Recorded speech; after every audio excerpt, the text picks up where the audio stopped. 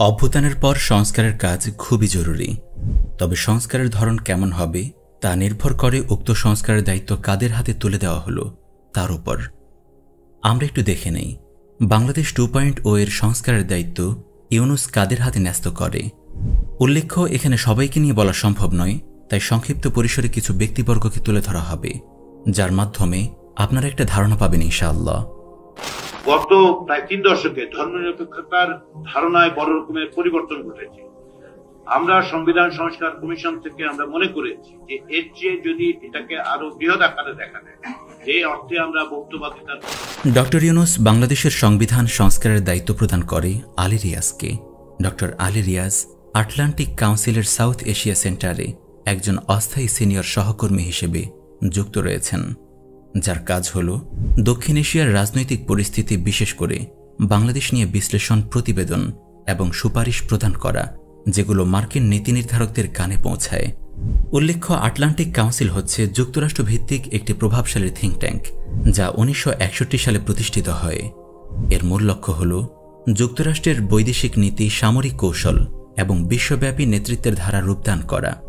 এই প্রতিষ্ঠানটি সরাসরি ন্যাটো ও মার্কিন পররাষ্ট্র দপ্তরের কৌশলগত সহযোগী, যারা বৈশ্বিক রাজনৈতিক ব্যবস্থাকে পশ্চিমা মানদণ্ড অনুযায়ী পুনর্গঠনের পক্ষে সক্রিয়ভাবে কাজ করে। আলী রিয়াজ সংবিধান সংস্কার করতে নেমে সংবিধানকে বহুত্ববাদ ও ইনক্লুসিভিটি শব্দের ফাঁদে ফেলে এই দেশের জনগণের ওপর শিরক, সমকামিতা, ট্রান্সজেন্ডার ইত্যাদি আরও ব্যাপকভাবে চাপিয়ে দিতে চাচ্ছে, যা এই জমিনের সমাজ ব্যবস্থা ও এর বৃহত্তর জনগোষ্ঠীর সাথে, আদর্শ ও সংস্কৃতির সাথে সরাসরি সাংঘর্ষিক। এছাড়া এই আলী রিয়াজ ইসলামের মূলধারাকে মৌলবাদী আখ্যায়িত করে এসবকে দমন বিষয়ক ইসলাম বিদ্বেষী লেখালেখির জন্যও খ্যাত। চলুন এবার সমাজ কল্যাণ এবং মহিলা ও শিশু বিষয়ক মন্ত্রণালয়ের উপদেষ্টা শারমিন এস মুর্শিদের একটি ছোট্ট ভিডিও ক্লিপ দেখে নেওয়া যাক। আমরা একটা বিজ্ঞান ভিত্তিক মুক্ত চিন্তার সমাজ চাই।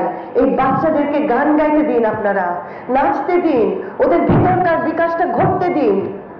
ক্ষুদ্র ক্ষুদ্র নিয়ম নীতি দেখিয়ে ওদেরকে দাবায় রাখবেন না। দেখবেন যে ওরা কি সুন্দর হয়ে গড়ে ওঠে।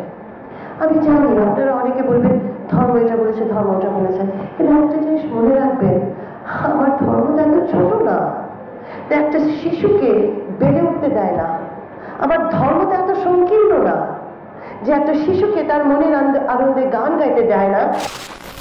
ভিডিওটি দেখে প্রথমেই নিশ্চয় প্রশ্ন জাগবে, বিজ্ঞানভিত্তিক সমাজের সাথে গান গাওয়া আর নাচার কি সম্পর্ক? এরপর ভিডিওর বাকি অংশগুলোতে যেভাবে সে সূক্ষ্মভাবে ধর্মীয় মূল্যবোধকে অবজ্ঞা করল, তা ধর্মপ্রাণ জাতিগোষ্ঠীর জন্য রীতিমতো অসম্মানের। ভিডিওতে দেখা যাচ্ছে উপদেষ্টা শারমিন এস মুর্শিদ ধর্মীয় আইনকে ক্ষুদ্র ক্ষুদ্র নিয়মনীতি বলে কটাক্ষ করে। ইসলামে গান বাজনা সুস্পষ্ট হারাম হওয়ার পরও এ ধরনের আইনকে ছোট সংকীর্ণ বলার যে স্পর্ধা দেখিয়েছে, তা রীতিমতো ভাববার বিষয়। নারী সংস্কার কমিশনের প্রধান শিরিন পারভীন, যার কমিশন যৌনকর্মীদের মতো নিকৃষ্টতম সমাজ বিধ্বংসী কর্মীদের শ্রমিক ঘোষণার জন্য প্রস্তাব দেয়। এই কমিশন একই সাথে ধর্মীয় পারিবারিক আইনকে জুলুম ও বৈষম্য হিসেবে আখ্যায়িত করার স্পর্ধাও দেখিয়েছে। এছাড়া নারীপক্ষ নামক এক এনজিওর সাথেও শিরিন পারভীন সংশ্লিষ্ট, যেটি কিনা উগ্র নারীবাদকে সমাজে প্রতিষ্ঠিত করতে চায়। সংস্কৃতি মন্ত্রণালয়ের দায়িত্ব পেয়েছে ইসলামী মূল্যবোধ বিদ্বেষী, পরকীয়া ও সমকামিতার সাপোর্টার এবং প্রচারক, অশ্লীল ফিল্ম নির্মাতা মোস্তফা সরওয়ার ফারুকী। অন্তর্বর্তীকালীন সরকারের একজন উপদেষ্টা এবং প্রধান উপদেষ্টা মোহাম্মদ ইউনূসের বিশেষ সহকারী মাহফুজুল আলম, যে বারবার ফেসবুকে ইসলামপন্থীদের বিরুদ্ধে উগ্র পোস্ট প্রদানের কারণে সমালোচনার শিকার হয়েছে।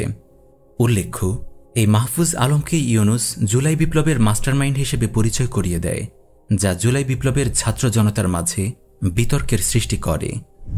এছাড়া আমরা দেখতে পাই গণমাধ্যম সংস্কার কমিশনার দায়িত্ব দেওয়া হয়েছে প্রথম আলোর মতো ফ্যাসিস্ট সহযোগী মিডিয়ার কনসাল্টিং এডিটর কামাল আহমেদকে। জনপ্রশাসন সংস্কারের দায়িত্ব দেওয়া হয়েছে আব্দুল মঈদ চৌধুরীকে, যার সাথে রয়েছে ব্র্যাক এনজিওর সংশ্লিষ্টতা। এই ব্র্যাক ট্রান্সজেন্ডার বাস্তবায়ন এবং ইসলাম ও এদেশের সামাজিক মূল্যবোধ বিরোধী কার্যক্রমের জন্য আপামর জনতা থেকে বয়কটের শিকার হয়েছে। নির্বাচন সংস্কারের দায়িত্ব পায় এনজিও সংশ্লিষ্ট ব্যক্তি বদিউল আলম মজুমদার। পুলিশ সংস্কারের দায়িত্ব পায় ইউএসএইডের সংশ্লিষ্ট সফর রাজ হোসেন। দুদক সংস্কারের দায়িত্ব দেওয়া হয় এনজিও সংশ্লিষ্ট ইফতিখারুজ্জামানকে। জাতীয় নিরাপত্তা উপদেষ্টার দায়িত্বে আছে খলিলুর রহমান, যিনি জাতিসংঘের বিভিন্ন মিশন ও পদে কাজ করে এসেছেন। অর্থাৎ সংস্কারের প্রধান প্রধান দায়িত্বে যারা রয়েছে তাদের মধ্যে কমন চরিত্র হল চরম ইসলাম বিদ্বেষ, উগ্র নারীবাদ, সমকামিতা ও ট্রান্সজেন্ডার সাপোর্টার, এনজিও ও আমেরিকার সাথে গভীর সংশ্লিষ্টতা। এটা স্পষ্ট যে জুলাই অভ্যুত্থান ছিল আওয়ামী লীগের দীর্ঘ বছরের জননিপীড়নের ফলাফল।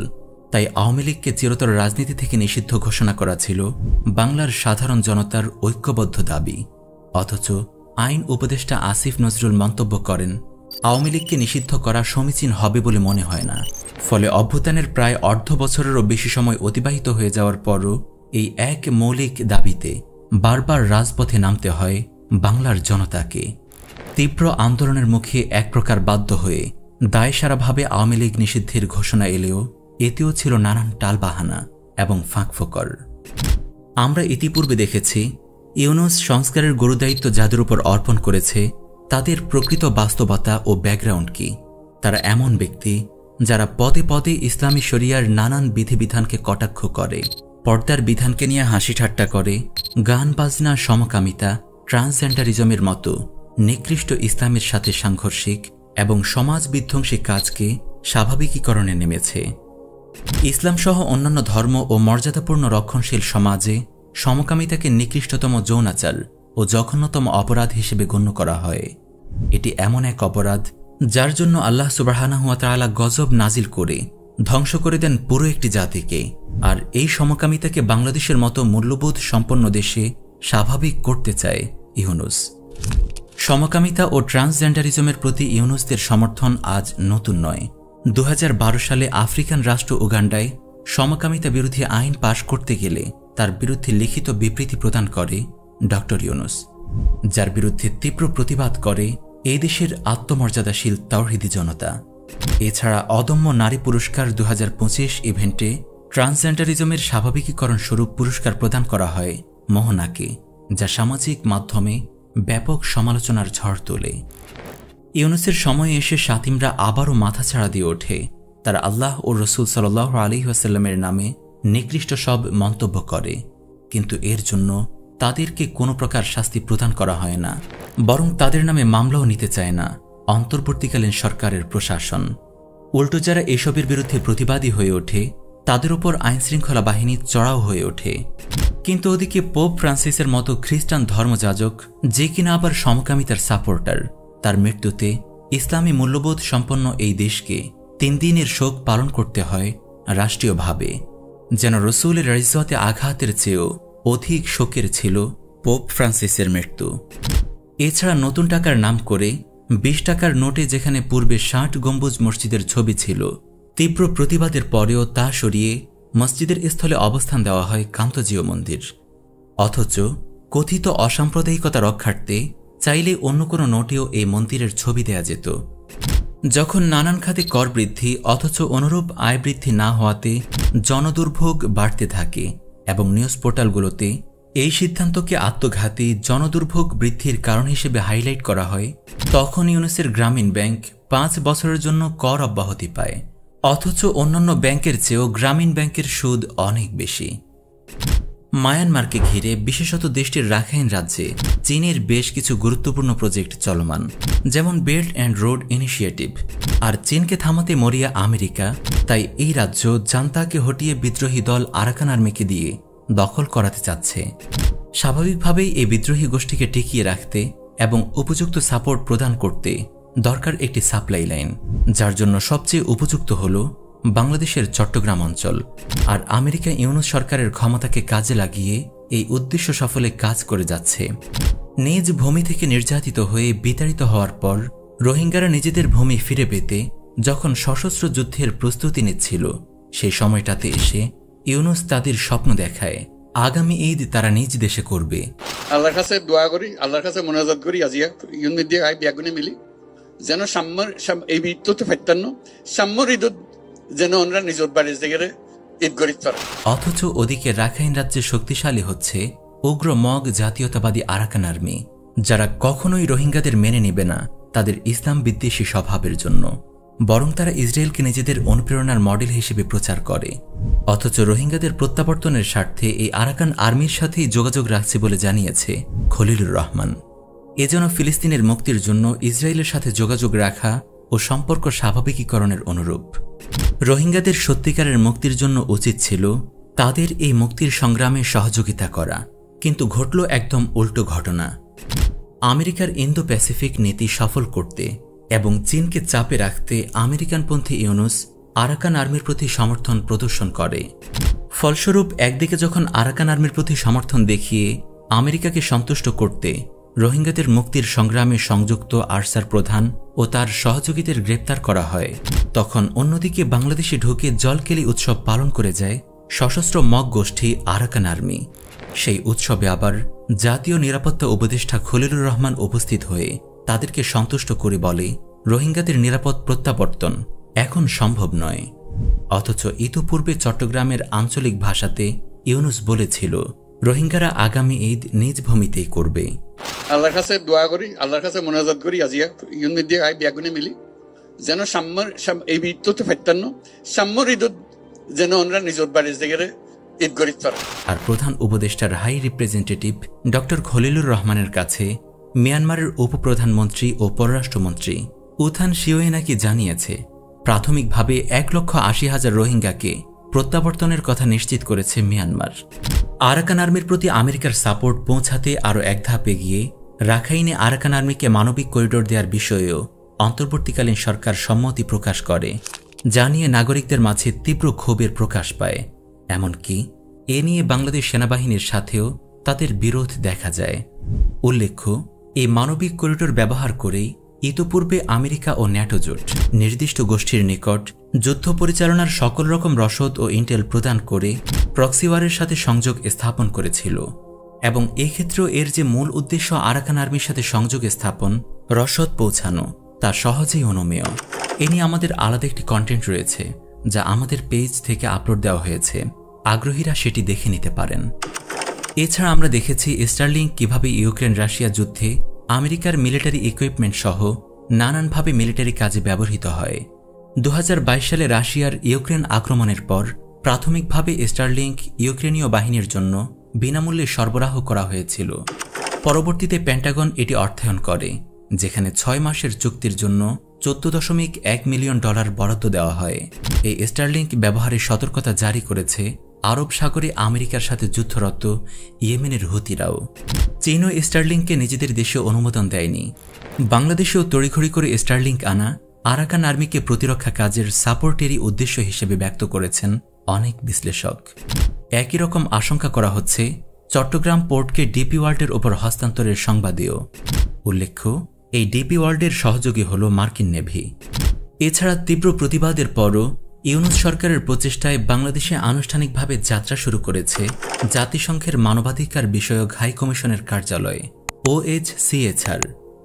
3 বছর মেয়াদী পূর্ণাঙ্গ মিশন চালু করতে বাংলাদেশের সরকার ও জাতিসংঘের মধ্যে একটি সমঝোতা স্মারক MOU সই হয়েছে।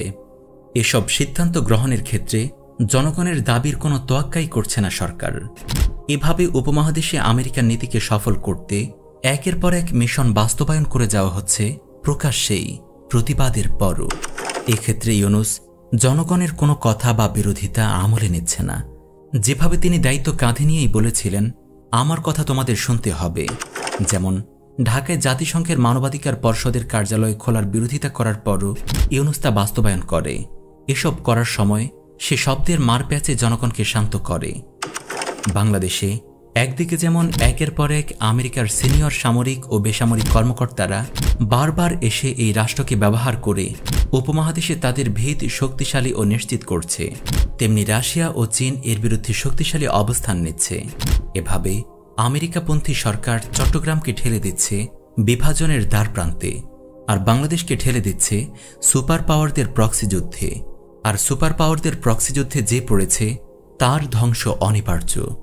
এজন্যই বলা হয়, আমেরিকা যার বন্ধু তার কোনো শত্রুর দরকার হয় না। ওদিকে আবার আসন্ন বৈশ্বিক সংকটকে মাথায় রেখে অন্যান্য রাষ্ট্র যখন প্রতিরক্ষা খাতকে শক্তিশালী করছে, তখন ইউনূস পরিচালিত এই সরকার প্রতিরক্ষা খাতে ১৩০০ কোটি টাকার ওপরে বরাদ্দ কমিয়ে দিয়েছে। এই পর্যায়ে এসে অনেকেই নানামুখী প্রশ্ন করতে পারেন, তাহলে কি হাসিনাই ভালো ছিল, কিংবা ভারতপন্থী হওয়ার চেয়েও তো আমেরিকাপন্থী হওয়া ভালো? আসলে হাসিনা ও ইউনূসের মাঝে বড় কোনো পার্থক্য নেই। হাসিনা যদি এই দেশকে ভারতের দাসত্বে নিয়ে গিয়ে থাকে, ইউনূস নিশ্চিতভাবেই এই দেশকে বানাচ্ছে খোদ ভারত যার অনুগত, তার দাস। একজন ভারতের মধ্যস্থতায় আমেরিকার কাজ করে দিত, আর আরেকজন কোনো মধ্যস্থতা ছাড়াই আমেরিকার কাজ করে দিচ্ছে। এক্ষেত্রে বলা যায়, খেলার মাঠ বদলালেও খেলা বদলায়নি, খেলোয়াড় বদলালেও বদলায়নি খেলার নিয়ম নীতি। তাহলে সমাধান কোথায়? আমরা যতদিন পর্যন্ত এক রাষ্ট্র থেকে অন্য রাষ্ট্রের গোলামি করতে থাকব, ততদিন আমাদের রাষ্ট্রের কোনো দাম থাকবে না। আমাদের রক্ত, মেধা ও সম্ভাবনা সকল কিছুর ফসলে চুরি হয়ে যাবে। আমাদের মনে রাখতে হবে, সমস্যা কোনো দল বা ব্যক্তিবিশেষের নয়, সমস্যা হলো রাষ্ট্রীয় কাঠামোতে, রাষ্ট্র পরিচালনার পন্থায়। ভারতের দাসত্বে যেমন এই জমিনের মানুষদের মুক্তি নেই, তেমনি মুক্তি নেই আমেরিকার দাসত্বে। মুক্তি একমাত্র আল্লাহর দাসত্বেই, ইনসাফ একমাত্র শরিয়ার শাসনেই।